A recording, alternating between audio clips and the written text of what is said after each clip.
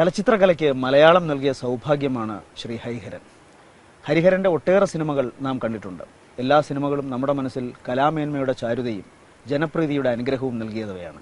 എന്തുകൊണ്ടാണ് ഒരു കലാകാരന് രണ്ടു വശങ്ങളും ഒരുപോലെ വിജയമാക്കി തീർക്കാൻ സാധിക്കുന്നത്? അതിന് ശ്രീ ഹരിഹരൻ ഒരുപാട് മറുപടി പറയാനുണ്ടാവും. കാരണം ഏതാണ്ട് 48-50 വർഷത്തെ അനുഭവമാണ് അദ്ദേഹത്തിന് സിനിമയിൽ നിന്നും നേടാൻ സാധിച്ചത്. 1964 സിനിമയിലെത്തിപ്പെട്ടു അദ്ദേഹം. അന്നത്തെ മദിരാശി ജീവിതം എന്ന് പറയുമ്പോൾ അത് കാർക്കശ്യം നിറഞ്ഞതാണ്. വലിയ സംവിധായകരോടൊപ്പം സംവിധാനകല എന്തെന്ന് പഠിക്കുക, ഒപ്പം മനസ്സിൽ കൊണ്ടു നടന്ന സംഗീതത്തെ പരിപുഷ്ടമാക്കാനും ശ്രമിച്ചു. അതിന്റെ ഫലമായി സിനിമയും സംഗീതവും എങ്ങനെ കൈകോർത്തു കൊണ്ടുപോകാമെന്ന് അദ്ദേഹത്തിന് വളരെ പ്രാവീണ്യത്തോടുകൂടി മനസ്സിലാക്കാൻ സാധിച്ചു. അതുകൊണ്ടാവണം MT വാസുദേവൻ നായരെ പോലുള്ളവരുടെ തിരക്കഥയിൽ അദ്ദേഹത്തിന് മനോഹരമായ കലാശില്പങ്ങൾ സിനിമയിൽ വാർത്തെടുക്കാൻ സാധിച്ചത്. നമുക്ക് നല്ല നടന്മാരെ കിട്ടിയതും അല്ലെങ്കിൽ നല്ല നടന്മാരെന്ന് അവരെ കണ്ടെത്താൻ സാധിച്ച അസുലഭ അഭിനയ മുഹൂർത്തങ്ങൾ നൽകാൻ സാധിച്ചതും MT ഹരിഹരൻ ടീമിന്റെ പശ്ചാത്തല സിനിമകളിലൂടെയാണ്. അതുകൊണ്ട് തന്നെയാവണം ഈ നടന്മാർ ഇന്ന് വാനോളം ഉയർത്തപ്പെട്ടത്. ഇത്തരം കാര്യങ്ങളെക്കുറിച്ച് ചോദിക്കുമ്പോൾ ഒരുപക്ഷെ ഹരിഹരൻ വിനീത നിശബ്ദനാകുമായിരിക്കാം. എന്നാലും നമുക്കുറപ്പുണ്ട്, കാഴ്ചക്കാരായ നാം കണ്ടതാണ് എങ്ങനെയാണ് ഇദ്ദേഹത്തിന്റെ സിനിമകൾ പ്രേക്ഷകരുടെ ഹൃദയത്തിൽ ഏറിയതെന്ന്. ഇപ്പോൾ അദ്ദേഹത്തിന്റെ ഏറ്റവും പുതിയ ചിത്രത്തിന്റെ പണിപ്പുരയിലാണ് അദ്ദേഹം. അതുകൊണ്ട് തന്നെ പുതുവർഷത്തിന്റെ ഈ ഉത്സവ ദിനങ്ങളിൽ അദ്ദേഹത്തിന് എന്തുകൊണ്ടും ആഹ്ലാദം നിറഞ്ഞ നിമിഷങ്ങളാണ്. നമുക്ക് അദ്ദേഹത്തെ ഹൃദയപൂർവ്വം വരവേൽക്കാം. താങ്കൾക്ക് ഹൃദയം നിറഞ്ഞ സ്വാഗതം. നമസ്കാരം സാർ, സത്യം പറഞ്ഞ ഈ പേര് ഏഴാമത്തെ വരവ്, ഇതിന്റെ പേരിന് അങ്ങനെ എന്തെങ്കിലും ഒരു പ്രത്യേകത വരാൻ? അല്ല, സിനിമയ്ക്ക് ഒരു പേരെടുപ്പോൾ അതിന്റെ കഥയായിട്ട് ബന്ധപ്പെട്ട ഒരു ഇത് കാടുമായി ബന്ധപ്പെട്ട് ഒരു പേര് നിർദ്ദേശിക്കും. സ്വതവേ സാധാരണ MT വാസുദേവന്റെ കഥകളിലൊക്കെ അദ്ദേഹം തന്നെയാണ് പേര് വിടുന്നത്. അതിന് പേര് കൊടുക്കാൻ മിക്കവാറും അതിന് അന്തർധാരയായിട്ടൊരു അർത്ഥം ഉണ്ടാവും. ഇപ്പോൾ ഫോർ എക്സാമ്പിൾ പഞ്ചാഗ്നി നക്ഷത്രങ്ങളൊക്കെ അമൃതംഗമയം, അതുമായൊരു പേര് നിർദ്ദേശിച്ചു, അതിട്ടു. സാധാരണ താങ്കളുടെ ചിത്രങ്ങളിലൊക്കെ കാണുന്ന ഒരു പ്രത്യേകതയാണ്, അതിനകത്ത് ഈ മനുഷ്യന്റെ ജീവിത സന്ദർഭങ്ങളെ ഒരുപാട് ശരിക്കും പറഞ്ഞാൽ ഇതിനകത്തേക്ക് വരുന്നുണ്ട്. കലാമൂല്യമുള്ള ഒരുപാട് അവസ്ഥയിലേക്ക് വരും. അതുപോലെ തന്നെ ജീവിത സമസ്യകളെ അതിന്റെ നിർവചനങ്ങളിലൂടെ കടന്നു പോകാൻ ശ്രമിക്കുന്നുണ്ട്. ഒരുതരം ബ്ലാക്ക് സൗന്ദര്യം എപ്പോഴും താങ്കളുടെ ചിത്രങ്ങളിൽ കാണാം. പ്രത്യേകിച്ച് ഇപ്പോൾ പഴശ്ശിരാജ, അതിനൊരു ഹിസ്റ്റോറിക്കൽ പശ്ചാത്തലമുണ്ട്. ഇതിലും കാട് ഒരു അന്തർധാരയായി കടന്നു വരുന്നു. കാട് അന്തർധാരയായി കിടക്കാന്ന് പറഞ്ഞിട്ടുണ്ടെങ്കിൽ പ്രകൃതിയും മനുഷ്യനും തമ്മിൽ വളരെയധികം ബന്ധമുണ്ട്. ബന്ധം എന്നല്ല പറയേണ്ടത്, ആത്മബന്ധമുണ്ട് പ്രകൃതിയും മനുഷ്യരായിട്ട് എപ്പോഴും. അപ്പോൾ പലപ്പോഴും നമ്മൾ ഇപ്പോൾ സിനിമയിലാകട്ടെ അല്ലെങ്കിൽ ഈവൻ ജീവിതത്തിലാകട്ടെ നമ്മൾ പലപ്പോഴും മറന്നു പോകാറുണ്ട്. പലപ്പോഴും പ്രകൃതി എന്ന് പറയുന്നത് ഒരു അത്ഭുത പ്രതിഭാസമാണ്. നമ്മൾ സത്യം പറഞ്ഞാൽ പ്രകൃതിയിലുള്ള സൃഷ്ടികൾ, മനുഷ്യർ, മൃഗങ്ങൾ, പക്ഷികൾ, മൃഗാദികൾ, ഈവൻ ഇപ്പോൾ ജലത്തിലാണെന്നുണ്ടെങ്കിൽ ജലജീവികൾ, എത്ര തരം ജീവികളുണ്ട് എന്ന് ഇനിയും തിട്ടപ്പെടുത്താൻ പറ്റിയിട്ടില്ല. അപ്പം പ്രകൃതി എന്ന് പറയുന്നത് ഒരു അത്ഭുതം തന്നെയാണ്.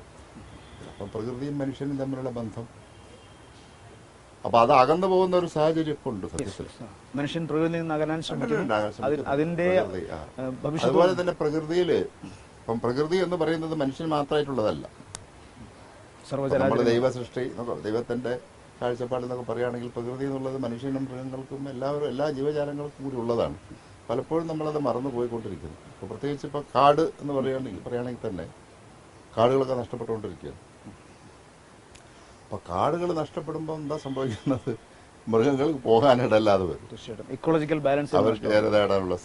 അപ്പം നാച്ചുറലി ഇപ്പം നിങ്ങൾ റീസെൻ്റായിട്ട് ഇപ്പം വളരെ റീസെൻ്റായിട്ട് നിത്യം എന്ന് പറഞ്ഞ മാതിരി വരുന്ന വാർത്തകളാണ് ഈ മൃഗങ്ങൾ, പുലി നാട്ടിലേക്ക് ഇറങ്ങുന്നു, പുലിനെ വേട്ടയാടുന്നു, പുലിനെ വെടിവെക്കുന്നു, പുലി കൊല്ലുന്നു, അല്ലെങ്കിൽ പുലി മനുഷ്യരെ കൊല്ലുന്നു.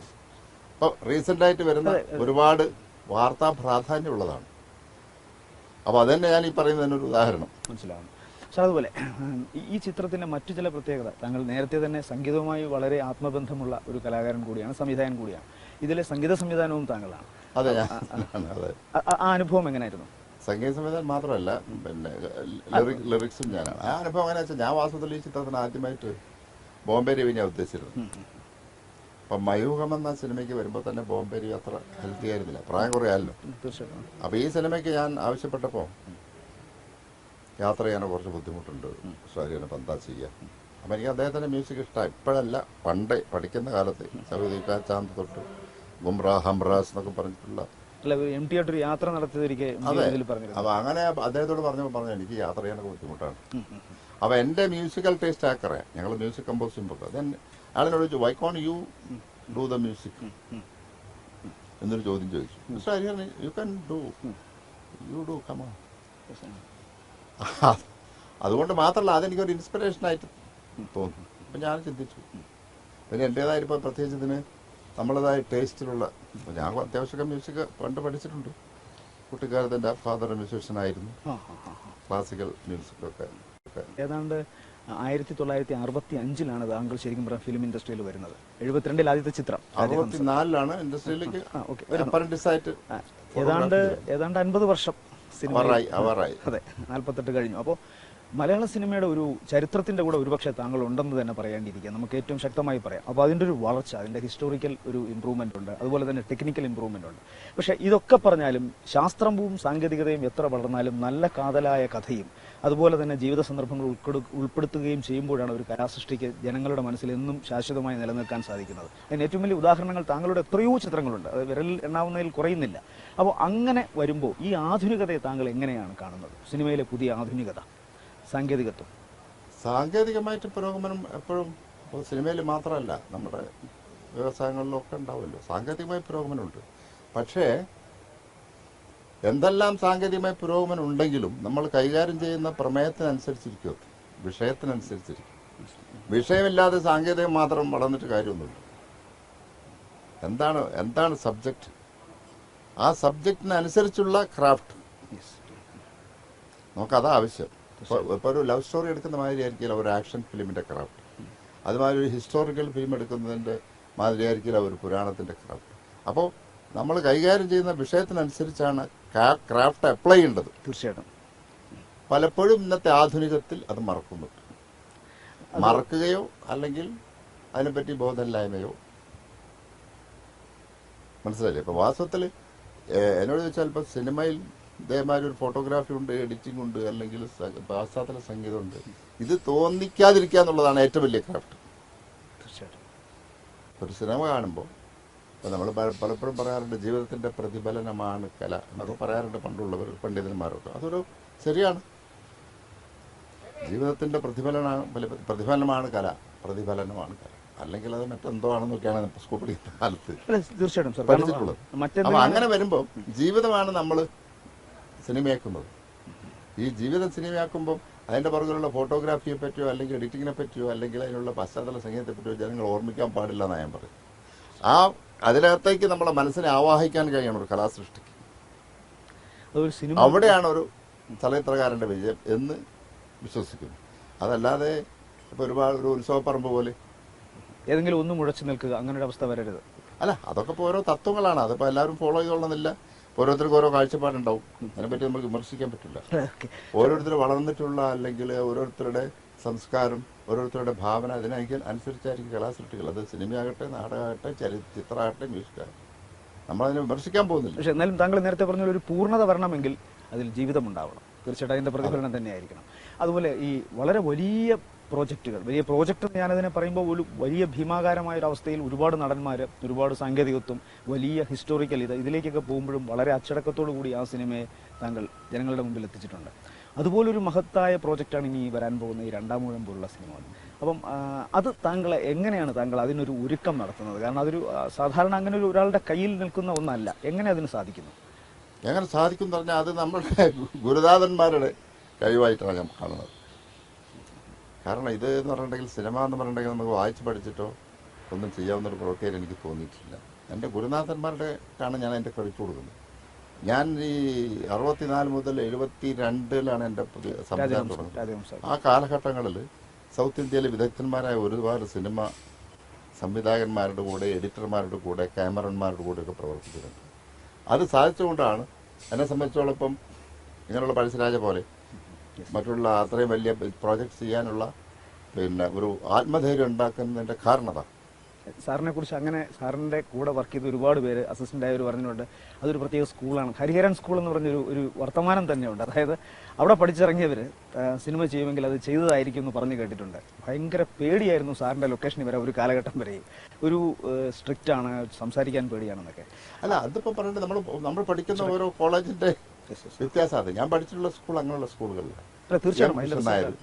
അതുമാതിരി MS Mani, SS Rajan, famous director Sridhar, U Rajagopal, Nelli Rani തുടങ്ങിയിട്ടുള്ള അവരുടെ കൂടെ പഠിച്ചതുകൊണ്ട് ആ ഒരു ഡിസിപ്ലിൻ എനിക്കുണ്ട്. എനിക്കത് അപ്പോൾ അത് ഞാൻ പഠിച്ചുപോയി. എനിക്കത് മാറ്റാൻ പറ്റില്ല. അതിപ്പോൾ ഒരു ഷോ ആയിട്ടോ അല്ലെങ്കിൽ ആരെങ്കിലും പ്രീണിപ്പിക്കാനോ അല്ല, നമ്മൾ പഠിക്കുന്ന ഒരു വിധമല്ലേ. അപ്പോൾ ഐ ഹാവ് അല്ല, എനിക്കൊരു മെത്തേഡ് ഉണ്ട് ഫിലിം മേക്കിങ്ങിന് ഞാൻ പഠിച്ചിട്ടുള്ളത്. ആ മെത്തേഡ് വരുമ്പോൾ ഡിസിപ്ലിൻ വളരെ പ്രാധാന്യമാണ്, ഇൻവോൾവ്മെൻറ്റ് പ്രാധാന്യമാണ്, ഡെഡിക്കേഷൻ പ്രാധാന്യം. അതില്ലാതെ വരുന്ന സാഹചര്യങ്ങളിൽ ഞാൻ വിൽ ബി എ ഡിഫറെൻറ്റ് മാൻ. അത് ഓട്ടോമാറ്റിക്കായി വരുന്നതാണ്. കാരണം ആ ഒരു ഇതൊരു കലയാണ്. നമുക്ക് ജന്മസിദ്ധമായിട്ട് ഇങ്ങനൊരു കഴിവ് കിട്ടുന്നത് ഈശ്വരാധീനമാണ്. തീർച്ചയായിട്ടും നമ്മളതിനെ ഭയഭക്തിയോടുകൂടി കൊണ്ട് നടക്കണമെന്നാണ് ഗുരുനാഥന്മാർ പഠിപ്പിച്ചത്. അതില്ലാത്ത ആളുകൾ എൻ്റെ കൂടെ ജോലി ചെയ്യുമ്പോൾ ബുദ്ധിമുട്ടായിരുന്നു. സർ, അതുപോലെ മോഹൻലാൽ എന്ന നടനുമായിട്ട് നല്ലൊരു റാപ്പോ ഇടയ്ക്ക്, പ്രത്യേകിച്ചും അമൃതം ഗമയ, പഞ്ചാഗ്നി ഇതുപോലുള്ള ചിത്രങ്ങളിലൂടെ നമുക്ക് വളരെ അടുത്തറിയാൻ സാധിച്ചു. പിന്നീട് പ്രേക്ഷകന്റെ ഭാഗത്തുനിന്നുള്ളൊരു ചോദ്യമാണത്, മോഹൻലാലുമായിട്ടുള്ള സാറിന്റെ പ്രോജക്റ്റ് പിന്നെ വരാത്തിൽ ഒരുപാട് വിഷമമുള്ളവരുണ്ട്. ഈ രണ്ടാം മൂഴം ഒരുപക്ഷെ അതിന് അറിയില്ല, അതിൻ്റെ കാസ്റ്റിംഗ് ഒന്നും നമുക്കൊന്നും തീരുമാനമായിട്ടില്ല. സാറിന്റെ അഭിപ്രായത്തിൽ എന്താണ് ഒരു ചില പ്രത്യേക നടനുമായിട്ട് ഒരു പ്രത്യേക റാപ്പോ ഉണ്ടാകും? അങ്ങനെയൊന്നുമില്ല. ഇല്ല, അങ്ങനെയൊന്നുമില്ല. അങ്ങനെ തീരെ ഇല്ല. ഒരു സബ്ജക്റ്റ് കിട്ടിക്കഴിഞ്ഞാൽ അതിന് ആരാണോ സൂട്ടബിൾ, അവരിപ്പം പരിചയമുണ്ടെങ്കിൽ ശരി, പരിചയമില്ലെങ്കിൽ ശരി, അവരെ വിളിച്ച് ചെയ്യിക്കുക എന്നുള്ളതാണ്. ഫോർ എക്സാമ്പിൾ ഈ ഫിലിം തന്നെ 7ാമത്തെ വരവ്, ആ റോള് അതിലൊരു കഥാപാത്രങ്ങൾ പെർഫെക്റ്റ് കാസ്റ്റിംഗ് ആയിരിക്കും. അത് ഞാൻ എപ്പോഴും ശ്രദ്ധിക്കാറുണ്ട്. അപ്പം നിങ്ങൾക്കും പടങ്ങാനും പറയാം. അപ്പോൾ കാസ്റ്റിംഗ് എന്ന് പറയുന്നത് അതിൽ പരിചയമുള്ളവരിടാനുള്ളതല്ല, അത് അവിടെ മാർക്കറ്റുള്ളവരിടാനുള്ളതല്ല, അത് വേറെ. അത് അങ്ങനെ ഒരു വിഭാഗമുണ്ട്, ദാറ്റ് ഇസ് ഡിഫറൻറ്റ്. പക്ഷേ നല്ലൊരു പവർഫുൾ സബ്ജക്റ്റ് നമുക്ക് കിട്ടുമ്പോൾ അതിനകത്തുള്ള കഥാപാത്രങ്ങൾക്ക് അനുസരിച്ച് അത് ചെയ്യാനുള്ള ഫിസിക്കൽ അപ്പിയറൻസ് ഫസ്റ്റ്, പിന്നെ പെർഫോമൻസ് ഒരു പരിധി വരെ നമുക്ക് കൊണ്ടുവരാം. ഈ പെർഫോമൻസ് എന്ന് പറയുന്നത് നടന്മാരുടെ ടാലൻറ്റ് വേണം, അതോടൊപ്പം തന്നെ നമ്മളെ പ്രസൻറ്റേഷൻ്റെ ഒരു ഭാഗമാണ്. എങ്ങനെയാണ് നമ്മളത് മൗണ്ട് ചെയ്യുന്നത് ആ കഥാപാത്രങ്ങളെ, ഏതെല്ലാം ഷോട്ടുകളിലൂടെയാണ് അവനെ ഡെവലപ്പ് ചെയ്യുന്നത് ആ ക്യാരക്ടറിന്, അതിനനുസരിച്ചിരിക്കും. ഈ പെർഫോമൻസിൻ്റെ ഒരു വലിയ ഭാഗം അതാണ്. ടാലൻറ്റുള്ള ആൾ മാത്രമായതുകൊണ്ട് കാര്യമില്ല. അതിന് ശക്തമായിട്ടുള്ള എഴുത്തുകാരൻ്റെ പിന്തുണ വേണം, സംവിധായകൻ്റെ പിന്തുണ വേണം. എങ്കിൽ മാത്രമേ ഒരു നടൻ അവൻ്റെ ഗിഫ്റ്റ് പുറത്തു വരുന്നുള്ളൂ. ശരി, കൊണ്ടുവരാൻ സാധിക്കും. ഇതേ രീതിയിൽ തന്നെ വേറൊരു കോമ്പിനേഷൻ ഉണ്ട്, MT സാറും താങ്കളുമായിട്ടുള്ളൊരു ബന്ധവും. നല്ല ചിത്രങ്ങൾ പുറത്തു വന്നിട്ടുണ്ട്. ഒരു പക്ഷേ MTയുടെ അക്ഷരങ്ങളെ ആവാഹിച്ചിട്ട് അതിൻ്റെ അന്തർധാര പുറത്തു കൊണ്ടുവരാൻ ഏറ്റവും ശക്തമായി കഴിഞ്ഞ സംവിധായകൻ എന്നുവരെ പത്രങ്ങൾ വാഴ്ത്തിയിട്ടുണ്ട്. എന്താണ് അങ്ങനെ? അല്ല, അങ്ങനെയൊന്നും പറയാനുള്ള അർത്ഥമല്ല. കാരണം ഇപ്പോൾ എൻ്റെ MTയുടെ കഥകൾ വിൻസെൻ്റ് ചെയ്തിട്ടുണ്ട്, പിന്നെ PN മേനോൻ ചെയ്തിട്ടുണ്ട്, IV ചേച്ചി ചെയ്തിട്ടുണ്ട്, ഭരതൻ ചെയ്തിട്ടുണ്ട്. നേരത്തെ പറഞ്ഞ ഓരോ ടച്ച് ഉണ്ടല്ലോ, അത് തീർച്ചയായിട്ടും ഒരു ഞാനും ചെയ്തിട്ടുണ്ട്. ഇപ്പം അത് ഭരതൻ ചെയ്ത പടങ്ങൾ നല്ലതായിരുന്നു. ശശിന്റെ അവിടെ ഉണ്ടായിരുന്നു, PN മേനോന്റെ ഓളവും തീരും. അതെ, തീർച്ചയായിട്ടും ഉണ്ടായിരുന്നു. ഞാൻ മാത്രം ഈ ജനപ്രിയത്വം അല്ല, അവിടെ ഒരു പ്രധാന സവിശേഷത വരുന്നത് ഒരേ സമയം അത് ജനപ്രിയമായിരിക്കുകയും ചെയ്യുന്നു, അതിന് കലാമൂല്യവും ഉണ്ടായിരിക്കുന്നു. ഇപ്പോൾ താങ്കൾക്ക് തന്നെ അറിയാം, അത്തരം ചിത്രങ്ങൾ ഒരു വടക്കൻ വീരകഥയായാലും ശരി, അതിൽ അല്പം ഒരു മാർക്ക് പുറകെ വരുന്ന പരിണയം അത് കലാമൂല്യമായിട്ട് ഉയർന്നു നിൽക്കുകയും ജനപ്രിയത്വം ഒരുപക്ഷെ അത്ര വന്നില്ല എന്നുള്ളതേ ഉള്ളൂ. ബാക്കിയെല്ലാം ഈ സമാനമായ ഒരു അവസ്ഥയിൽ നിൽക്കുന്ന ഒന്നാണ്. ആദ്യമേ തന്നെ ഞാൻ പറഞ്ഞതാണ്, അത് ഒരു പക്ഷേ വളരെ അപൂർവം ചിലർക്ക് MT ചിത്രങ്ങൾ ചെയ്തപ്പോൾ അങ്ങനെ സാധിച്ചിട്ടുള്ളൂ. അതൊരു ഭാഗ്യം പോലെ താങ്കൾക്ക് സാധിച്ചിട്ടുണ്ട്. ഒരു പക്ഷേ നേരത്തെ പറഞ്ഞ ഈ എല്ലാ കൂട്ടായ്മയും ഒരുമിക്കുന്നുണ്ടാവാം. അല്ല, അതൊരു ട്യൂണിംഗ് ആണ്. ഇപ്പോൾ ഫോർ എക്സാമ്പിൾ നമുക്ക് വേണമെങ്കിൽ പറയാം, വയലാർ ദേവരാജൻ കോമ്പിനേഷൻസ്. വയലാറിന്റെ കവിതകൾ ഏറ്റവും മനോഹരമായി ചെയ്തിട്ടുള്ളത് ദേവരാജൻ മാഷാണ്. അതിനപ്പുറത്ത് ഇല്ല. അപ്പോൾ അതൊരു ട്യൂണിംഗ് ആണ്, ഒരു അണ്ടർസ്റ്റാൻഡിംഗ് ആണ്. അതുപോലെ MTനെ സംബന്ധിച്ച് പറയുകയാണെങ്കിൽ MTയുടെ ജനിച്ചു വളർന്ന പശ്ചാത്തലവും ഞാൻ ജനിച്ചു വളർന്ന പശ്ചാത്തലമൊക്കെ ഒന്നാണ്. അപ്പോൾ MTയുടെ കഥ പറയുമ്പോൾ, അല്ലെങ്കിൽ ഒരു എലിമെന്റ് പറയുമ്പോൾ, ഒരു ക്യാരക്ടറിനെ പറ്റി പറയുമ്പോൾ കൂടുതൽ എനിക്കതിൽ ഇൻവോൾവ് ചെയ്യാൻ പറ്റുന്നുണ്ടായിരിക്കാം. ഒരു പക്ഷേ അതായിരിക്കാം കാരണം അതിന് എമോഷൻസ് ഉൾക്കൊള്ളാൻ, അല്ലെങ്കിൽ അതിൽ MT കൊടുക്കുന്ന നിശബ്ദ സന്ദർഭങ്ങളെ മനസ്സിലായില്ലേ, മനുഷ്യനെ മനസ്സിലേക്ക് ആവാഹിച്ചു കൊണ്ടുവരാനുള്ള ചില അങ്ങനെയൊക്കെ ഉണ്ടല്ലോ, അങ്ങനെയൊക്കെയായിരിക്കാം എന്നാണ് ഞാൻ വിചാരിക്കുന്നത്. സംഗീതത്തോടൊരു വളരെ വലിയ ആഭിമുഖ്യം പുലർത്തുന്ന ഒരാൾ കൂടിയാണ്.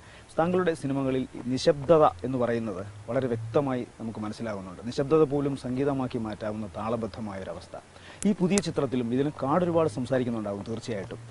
അപ്പോൾ എങ്ങനെയാണ് അതിൻ്റെ ഒരു ഇത് താങ്കളുടെ മനസ്സിൽ വരുന്നത്? ഇതിൻ്റെ ഒരു ചിത്രത്തിൽ പശ്ചാത്തല സംഗീതമായാലും ശരി, സംഗീത സംവിധാനമായാലും ശരി, അതിനൊരു അതിൽ നമ്മൾ കാടൊരു പ്രധാന കഥാപാത്രമായതുകൊണ്ട് പ്രകൃതിയിലെ നിശബ്ദതയ്ക്കും ശബ്ദങ്ങൾക്കും വളരെ പ്രാധാന്യമുണ്ടാവും. നാച്ചുറലി അതുണ്ടാവും. ആവശ്യമുള്ളെങ്കിൽ മാത്രമേ അതിന് സംഗീതത്തിൻ്റെ സപ്പോർട്ട് ഉണ്ടാവും. അതുകൊണ്ടൊക്കെ തന്നെയാണ് ഞാൻ തന്നെ മ്യൂസിക് ചെയ്യാൻ തീരുമാനിച്ചത്. കാരണം അത്ര ഒരു സബ്ജക്റ്റ് ആയതുകൊണ്ട് നമ്മൾ മറ്റൊരാളിലേക്ക് പറഞ്ഞ് ധരിപ്പിച്ച് അവരിൽ നിന്ന് എടുക്കുന്നതിനേക്കാൾ ഇപ്പോൾ ഈവൺ മ്യൂസിക് ചെയ്യാൻ കാരണം എനിക്ക് ഞാൻ ഉദ്ദേശിക്കുന്ന തരത്തിലുള്ള ഒരു മ്യൂസിക് മനസ്സിലാവുന്നു. അപ്പോൾ അത് തീർച്ചയായിട്ടും അങ്ങനെ പ്രാധാന്യം ഉണ്ടാവും അതിനകത്ത്. അതിൽ താങ്കൾ എഴുതിയ ഒരു വരിയെങ്കിലും ഒന്ന് മൂളാമോ? കാരണം നമ്മൾ ഇത് തന്നെ പിന്നെ പാടുന്നുണ്ട്. അതല്ല.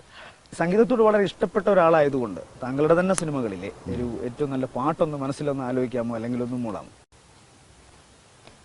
ഇന്ദുലേഖ കൺതുറന്നു ഇന്നുരാവും സാന്ദ്രമാ, ഇന്ദ്രജാലം മെല്ലെയുണർത്തി മന്മഥന്റെ തേരിലേറ്റി, ഇന്ദുലേഖ കൺതുറന്നു ഇന്നുരാവും സാന്ദ്രമാ.